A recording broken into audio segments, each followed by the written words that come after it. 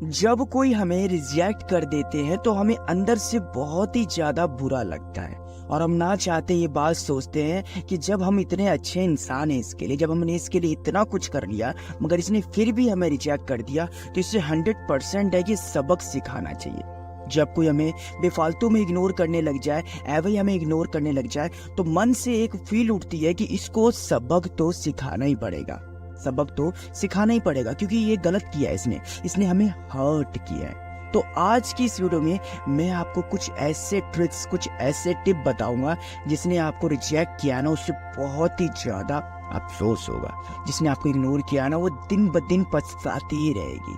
तो भाई वीडियो में अपना प्यार एंड तक बनाए रखिएगा। दीवार से पहली बात, जिसने आपको रिजेक्ट किया है ना, जिसने आपको इग्नोर किया, आप उससे कन्वेंस नहीं करेंगे, आप उसके पीछे नहीं भागेंगे। अगर आप चाहते हैं कि सच में वो आपके पीछे भागे, उन्हें अफसोस हो, तो आपको उनके पीछे नहीं भागना है, आपको उन्हें कन्वेंस नहीं करना है। आप उनके सामने झुकोगे नहीं, गिड़गिड़ाओगे नहीं और प्यार की तो भीख बिल्कुल भी नहीं मांगोगे। जी हाँ, आपको ऐसा लगता है कि अगर मैं इसे कन्वेंस कर दूं और इसके सामने प्यार की भीख मांगूं तो ये पक्का मान जाएगी, ये पक्का समझ जाएगा। तो असल में ऐसा नहीं होता है, बल्कि इसके बजाय तो वो आपकी इज्जत को और घटा देती है, वैल्यू को घटा देती है, और जो हल्का फुल्का आपके पीछे बारे में या कुछ भी सोचने वाली थी वो सोचना भी बंद कर देती है। क्योंकि यहाँ पर आपकी इमेज खराब हो जाती है। आपकी इमेज को खराब नहीं होना चाहिए, ठीक है ना। आपको ये गलती नहीं करनी है कि भीख नहीं मांगना है, गिड़गिड़ाना नहीं है उसके सामने और उसके पीछे नहीं भागनी है। करना क्या है ये समझिए। अब आप उसको बिल्कुल भी भाव नहीं देंगे, अब आप उसे बिल्कुल भी इम्पोर्टेंस नहीं देंगे, अब आप उनको बिल्कुल भी अटेंशन नहीं देंगे और नोटिस भी नहीं करेंगे। जी हाँ, देखिए होता क्या है कि जब उससे पता चलता है ना कि वो तो मेरे आस पड़ोस में ही रहता है, तो मैं उसे रोज देख लेती हूँ, उससे मैं रोज देख कर जज कर लेती हूँ, तो मतलब उसके लिए कोई फीलिंग नहीं उठती है। मगर जब आप उसकी नजरों से एकदम से गायब हो जाते हो ना, उसके पीछे भागना बंद कर देते हो और उसे देख करके आप इग्नोर करने शुरू कर देते हो, मतलब उसे अटेंशन ही नहीं देते, आप भूल से जाते हो कि ऐसा नाम का कोई शख्स मेरे आस पास रहता भी है या फिर मैं उसे जानता भी हूँ, तो यकीन मानिए सामने वाली को, जिसने आपको रिजेक्ट किया है, उसे बहुत ही ज्यादा अफसोस होता है कि ये मामूली बंदा नहीं है, ये मामूली बंदी नहीं है, इसको मैंने रिजेक्ट किया है मतलब कि औरों की तरह नहीं कि पीछे भाग जाए, औरों को तरह नहीं कि मासूम सा चेहरा बना करके मेरे पीछे पीछे भागता रहे। ये कुछ अलग ही है, ये कुछ यूनिक ही है। मतलब ऐसे लोग जल्दी किसी को नहीं मिलते हैं।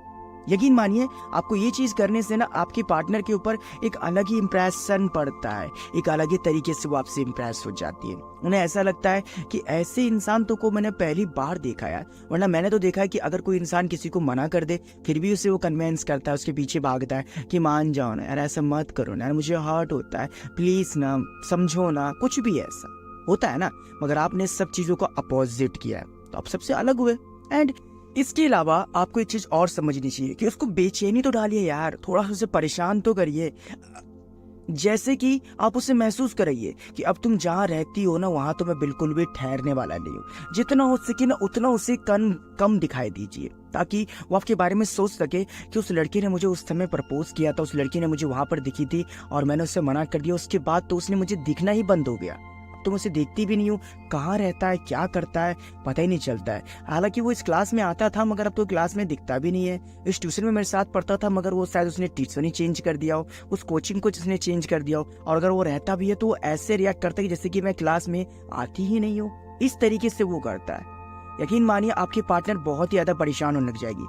अभी हम आपके पार्टनर तो नहीं कह सकते, मगर जो भी हो सामने वाला इंसान, वो बहुत ही ज्यादा परेशान होने लग जाएगी या फिर होने लग जाएगा। उन्हें ऐसा लगेगा कि यार कुछ अलग ही हो रहा है यार, मतलब ऐसा तो नहीं होना चाहिए था।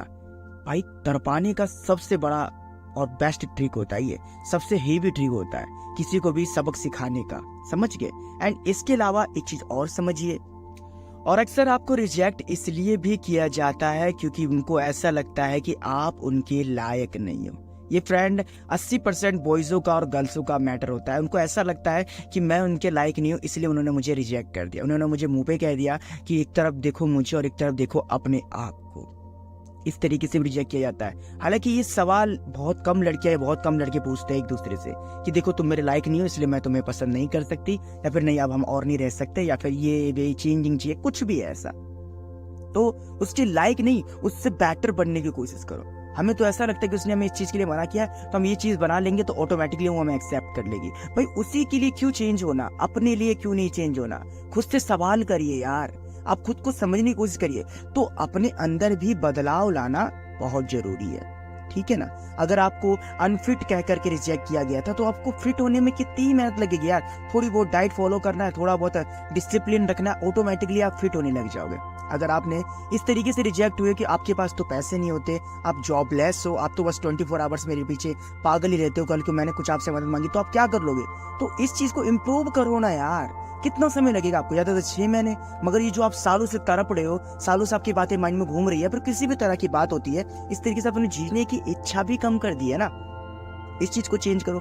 अगर आपको इस चीज के लिए रिजेक्ट किया गया कि आपके ड्रेसिंग सेंस की नॉलेज नहीं है, आप इस तरीके से रहते हो, उस तरीके से रहते हो, आपके अंदर ये सब बैड क्वालिटी है, तो इन सब चीज को चेंज करो ना।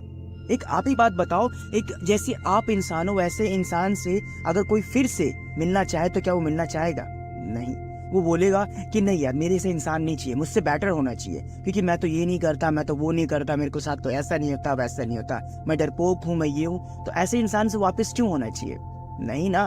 तो इस चीज को इम्प्रूव करो भाई, इम्प्रूव करो, अपने ऊपर मेहनत करो।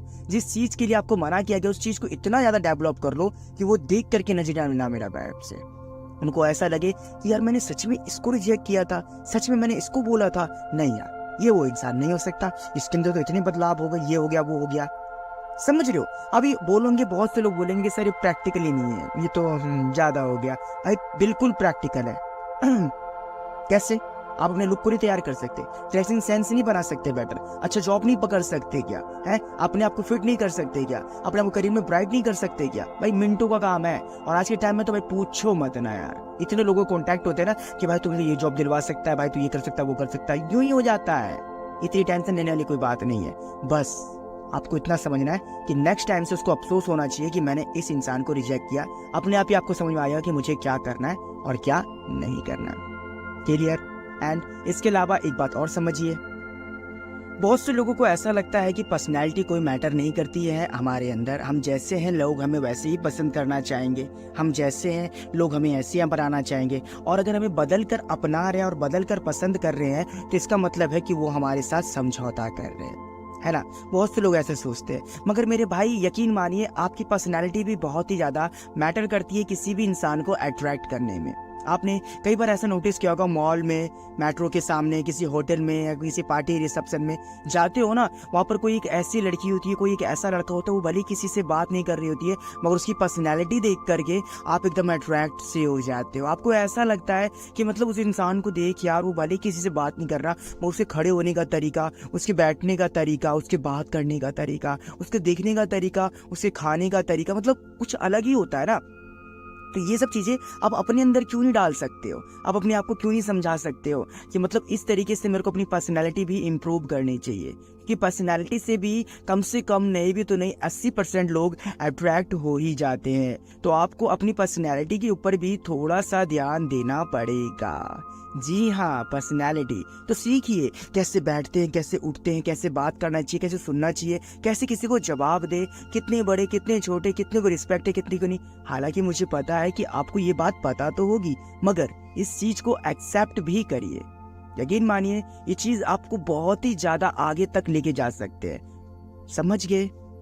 अब सबसे आखिरी में भाई की बात सुनो, क्या क्या होगा आपके साथ जब आपने इतना कुछ कर लिया है ना, तो जाहिर सी बात है अब आप ना खुद नोटिस करोगे कि मैं पहले से ज्यादा इम्प्रूव होने लग गया हूँ यार। मतलब मुझे पहले से ज्यादा महसूस हो रहा है कि नहीं मैं तो स्मार्ट हूँ यार, मुझे तो ये बोल के रिजेक्ट कर गया था, नहीं यार मैं तो इतना बढ़िया हूँ यार, मेरी तो लाइफ इतनी अच्छी चल रही है, मैं खामखा उसके लिए इतना परेशान था, मैं खामखा उसके लिए इतना वो बेकार था। और इसी के साथ साथ आप एक चीज और समझोगे, अब आप दुनिया घूमने लग गए हो, है ना। अब आप दुनिया घूमने लगे, अब आप जब जॉब करते हो तो आपके पास पैसे होते हैं, तो अब आपके नए नए दोस्त भी बन रहे हैं, और नए नए दोस्त बनने के बाद आप ये भी चीज़ नोटिस कर रहे हो कि नए तरीके से बातें करना, नए तरीके से रहना, लोग कैसे आगे बढ़ते हैं, लोगों के साथ, बहुत लोगों के साथ ऐसा होता है कि ये हो गया वो हो गया, मगर वो फिर भी अपनी ज़िंदगी जी रहे हैं। तो आप इस तरीके से ना अपने आप को कॉन्फिडेंट फील करते हो कि मतलब जब लाखों लोगों के दुख सुनते हो, दर्द जानते हो, समझते हो उन सब की बातें, तो आपके अंदर भी ना ये सब चीज़ों का एक्सपीरियंस आने लग जाता है। फिर कल को आप किसी और को भी ये चीज़ को ज्ञान देते हो कि भाई तू परेशान मत हो, मेरे साथ भी ऐसा हुआ था बट मैंने संभाल लिया अपने आप को। तो ऐसा नहीं है कि तो स्पेशली तेरे साथ ही ऐसा हो रहा है। तो इस तरीके से आप क्या करते हो ना, अपने प्रॉब्लम से फेस करते हो आप, ठीक है ना। आपको पता चलता है कि मैं जब जॉब कर रहा था मुझे इतनी इरिटेशन हुई था, इतने सारे लोगों ने मुझे बताया था, ऐसे कुछ कहा था, ये कहा था, वो कहा था, मगर इस तरीके से मैं मिच्योर होते गई या फिर मिच्योर होते चला आता गया मैं। अब मेरे को समझदारी है, अब मुझे पता है क्या करना है क्या नहीं करना है, और इस तरीके से आपने अपने आप को चेंज करने लग गए। अब आपने इतना चेंज कर लिया अपने आप को कि यकीन मानिए आप खुद नहीं पहचान पाओगे कि आप पहले वाले थे और अब क्या हो। समझ गए। अब आपको क्या करना है कि अब अचानक से उसके आमने सामने होकर गुजरना है, या फिर उसको पता लगाना है, या फिर उसको दिखाना है कि मतलब अब तुम क्या बन चुके हो। इसीलिए मैंने पहले आपको समझाया था कि आपको उसके नज़र के सामने नहीं आना है, आपको उसको देखना नहीं है, अब आप उसके सामने रहोगे नहीं, इसलिए कहा था। अब अगर वो इंसान रोज रोज आपको देख रहा हो तो धीरे धीरे देखते हैं ना आपको डेवलप होते हो, तो उससे फर्क नहीं पड़ता है कि ठीक है आज उसने बाइक लिया, ठीक है उसने आज कार ले ली, ठीक है आज उसने अपना फ्लैट ले लिया, मैं तो जानती हूँ देखा उसे। मगर अचानक से उसे पता चले कि उस बंदे ने एक स्प्लेंडर भी लिया है ना, तो वो चौक से जाती है कि भाई जिसकी औकात साइकिल की नहीं थी वो स्प्लेंडर चला रहा है, जिसकी औकात इस चीज की नहीं थी उसने घर लेने की बात करने लग गया, जिसकी लड़के को लुक पर्सनैलिटी का या जिस लड़की को खूबसूरती ब्यूटी या फिर जॉब का या पैसों का डिपेंड होने का पता नहीं था, और आज वो इतनी ज्यादा आगे बढ़ चुकी है। यकीन मानिए आपके पार्टनर को इतना ज्यादा अफसोस होगा ना, उस इंसान को इतना ज्यादा तड़पेगी कि मैंने ये क्या कर दिया यार, मैंने किसको रिजेक्ट किया। अब आपके सामने उससे बेटर ऑप्शन पड़े होंगे। अब आप बोलोगे कि यार मतलब मैं तो पीतल को सोना समझ रहा था यार, असल सोना तो मैं अब समझाऊं किसे कहते हैं, ऐसा कुछ। अब इसके आगे का प्रोसेसर भी मैं आपको बताता, मगर वीडियो लंबी हो चुकी है, मैं ज्यादा आपका टाइम नहीं लेना चाहता।